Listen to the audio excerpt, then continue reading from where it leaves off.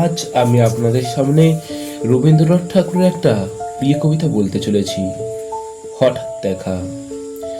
রেলগাড়ির কামরায় হঠাৎ দেখা, ভাবিনি সম্ভব হবে কোনোদিন।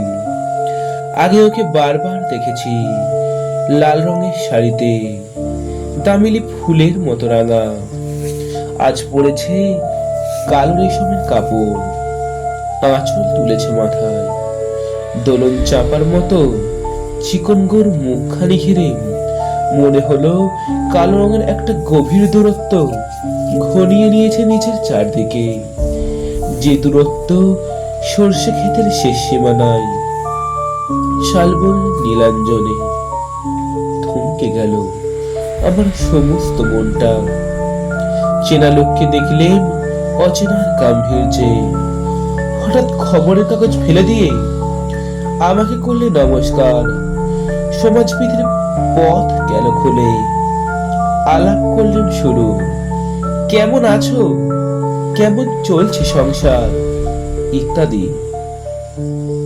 সে রইল জানলার বাইরের দিকে চেয়ে, যেন কাছের দিনের ছোঁয়াচ পার হওয়া চাহিনিতে দিল অত্যন্ত ছোট দুটো একটা জবাব। কোনটা বা দিলেই না, বুঝিয়ে দিলেন হাতের অস্থিরতায়। কেন এসব কথা, এর চেয়ে অনেক ভালো চুপ করে থাকা। আমি ছিলাম অন্য বেঞ্চিতে ওর সাথীদের সঙ্গে। এক সময় আঙুলের জানলায় কাছে আসতে মনে হলো কম সাহস নয়। বসলো মোর এক বেঞ্চিতে।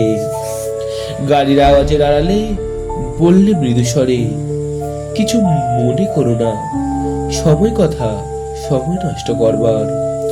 আমাকে নামতে হবে পরের স্টেশনে, দূরে যাবে তুমি, দেখা হবে না আর কোনোদিন।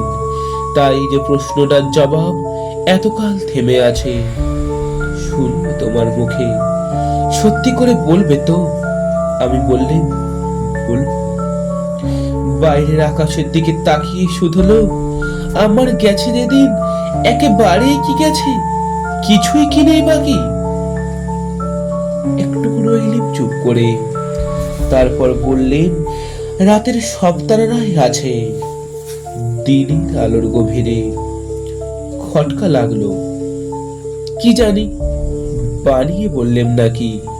ও বললে, থাক এখন যাও। সবাই নেমে গেল পরের স্টেশনে, আমি চললাম একা।